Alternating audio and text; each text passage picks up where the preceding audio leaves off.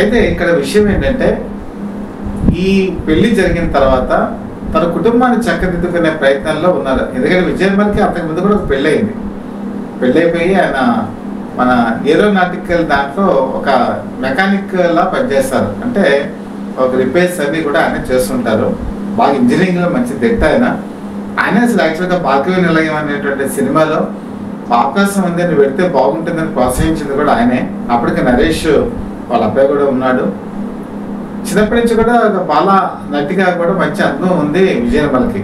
Heroine అవుతామని చెప్పి పెళ్లి చేసుకుని వెళ్ళిపోయి తర్వాత అనుకోకుండా మళ్ళీ సినిమా రంగంలోకి వచ్చారు.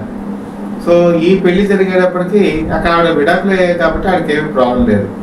ఇక్కడ సూపర్ స్టార్ కృష్ణ తల్లిదండ్రుల్ని నచ్చ చెప్పేటువంటి ప్రయత్నం విజయనిర్మల చేశారు. వాళ్ళ ఇంటికి వెళ్ళారు, వాళ్ళతో సీరియస్గా మాట్లాడారు.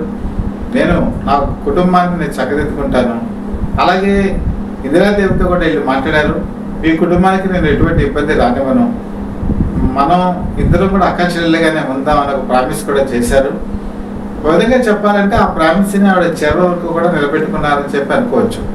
ఎందుకంటే మహేష్ బాబు, ప్రియదర్శిని వీళ్ళందరూ కూడా తర్వాత పెళ్ళైన తర్వాత పుట్టినటువంటి వాళ్ళే.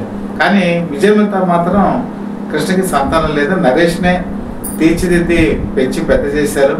నరేష్ ఇప్పుడు ఏ ఇంటర్వ్యూలో అయినా సరే తన తండ్రి పేరు అసలు పేరు చెప్పరు, అలాగే తన అంకుల్ అని చెప్పి కృష్ణ పేరే చెప్తారు. అలాగే చివరి రోజుల్లో కూడా కృష్ణకి అన్ని రకాలుగా చేదోడు బాదోడుగా ఉంటూ నరేష్ ముందుకెళ్ళినటువంటి సంగతి కూడా మీకు అందరికీ తెలిసిందే.